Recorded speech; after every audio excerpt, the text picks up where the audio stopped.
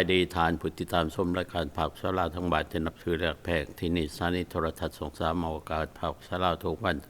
คือแต่ละอาทิตย์ภาคเสาร์และภาคแรงเริ่มแต่เวลา9 โมงเช้าและ10 โมงแรงเป็นต้นไปรายการในนิมฮับอนุเคราะห์และส่งขอจากแผนกโทรทัศน์สงสามเมืองฟิสโบร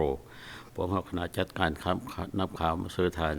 เป็นภาคสลาเพื่อทานมีการเข้าอกเข้าใจเกี่ยวกับข่าวและเหตุการณ์ต่างๆที่เกิดขึ้นภายในท้องถิ่นและแห่งอื่นๆอันดับต่อไปขอเชิญทานที่ตามข่าวจากเขตการศึกษาของรัฐเฟิร์ดข่าวแจ้งว่าในมม.ไม่ทั้งเจ้าหน้าที่ของและคณะกรรมการศึกษาของเขตการศึกษารัฐเฟิร์ดมีการศึกษาและพิจารณาเห็นว่าจะย้ายปึ่มจำนวน13อย่างออกจากห้องสมุดอีกด้วยนับแต่ว่าเป็นขอให้ทานเขาเข้าใจเกี่ยวกับเรื่องนี้ที่ทางเจ้าหน้าที่มีการพิจารณาและศึกษาให้เรียบร้อยข่าวจากเมืองสมนาข่าวจากเมืองสมนาแจ้งว่าทางเจ้าหน้าที่ของการศึกษาเกี่ยวกับเรื่องศูนย์กลางอาวุโสที่ว่าไปบอนใส่สำหรับการกีฬาและการอัญกรรมและพบพ่อของผู้อาวุโสเมืองสมนาได้มีการสอบขึ้นเพื่อมาปรับปรุงและศึกษาเกี่ยวกับเรื่องศูนย์กลางดังกล่าวนะว่าเป็นข่าวดีอันหนึ่งที่มาสู่พี่น้องของพวกเราอีกด้วยข่าวจากเมืองฟิสโบรข่าวแจ้งว่าในมุมมองมันในทั้งเจ้าหน้าที่ของผู้รักษาการกำลังเกี่ยวเป็นมาศูนย์กลางของแมนสตรีทเมืองฟิสโบรนับว่าเป็นที่ติดตั้งมาเพื่อพิจารณาแต่สุดสวยในกลางเมืองของเมืองฟิสโบรเป็นจำนวน40 ปีเป็นข่าวดีอันหนึ่งที่ให้พี่น้องเขาอกเข้าใจไปอีกด้วยข่าวจากโรงเรียนเขตรัฐเฟิร์ดข่าวแจ้งว่าทั้งโรงเรียนรัฐเฟิร์ดมีการพิจารณาและศึกษาเกี่ยวกับเรื่องการสัญญาที่ทั้งเจ้าหน้าที่ขับรถได้ให้ทั้งเจ้าหน้าที่ของเขตการศึกษามีการพิจารณาและศึกษาเกี่ยวกับเรื่องราคาที่ทางการให้มักแต่ก่อนรู้สึกว่าปัจจุบันนี้มีรู้สึกว่ายาวละสมควรอีกด้วยข่าวจากเจ้าหน้าที่ที่มีของการศึกษากรมตำรวจของเมืองรัฐเฟิร์ดมีศึกษาและพิจารณาเกี่ยวกับเรื่องเด็กที่ปืนลักลั่นใส่คนอื่นรู้สึกว่าเป็นปืนที่ลักลั่นแท้ให้ทั้งเจ้าหน้าที่พิจารณาอย่างดีอีกด้วยเพื่อให้มีการเข้าอกเข้าใจ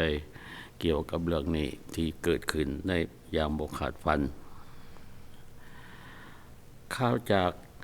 Bradley Academy หมายความว่าศูนย์กลางโรงเรียนของBradley ทั้งเจ้าหน้าที่ได้มีการประชุมกันในเวลานั้นมีนักเรียนจากโรงเรียนได้เข้ามาห้องเพลงเพื่อเฉลิมฉลองให้ทั้งเจ้าหน้าที่นั้นเขาอกเข้าใจเกี่ยวกับเรื่องนี้อีกด้วยนับว่าเป็นข่าวดีข่าวจากเมืองเมอร์ฟิสโบรทั้งเจ้าหน้าที่ของการปกครองเมืองเมอร์ฟิสโบรมีการพิจารณาและศึกษาแต่งตั้งยานางอแมนดาโรสลีจะเป็นผู้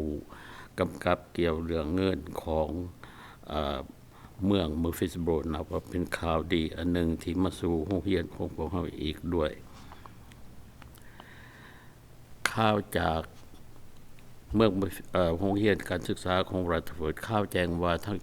โรงเรียนรัฐเฟิร์ดมีเจ้าหน้าที่เป็นผู้โฆษกของรัฐเฟิร์ดนับว่าทานเอรอนเอเวนส์รู้สึกว่าถือว่าเป็นผู้สำคัญและดีเด่นในของรัฐเฟิร์ดนับว่าเป็นข่าวดีอันหนึ่งที่มาสู่พวก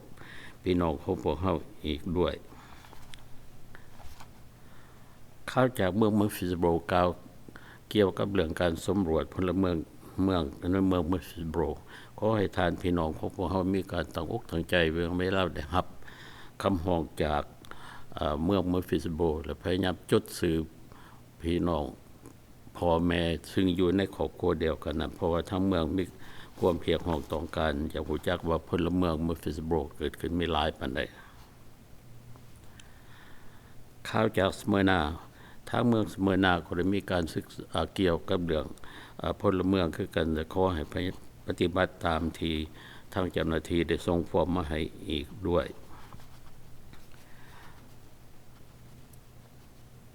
ข่าวจาก เมืองมุฟิสโบรปีนี้พวกเขาทั้งคณะกรรมการประธานและกรรมการวัดได้มีการพิจารณาและศึกษาการเตรียมงานในปีสิมานี้อีกด้วยยกข่าวผักสลาวพอนัดข่าวจะนำข่าวมาเสนอทานเป็นผักสลาวตามเวลาและสถานีนี่แห่งนี้อีกด้วยลาก่อนสบายดี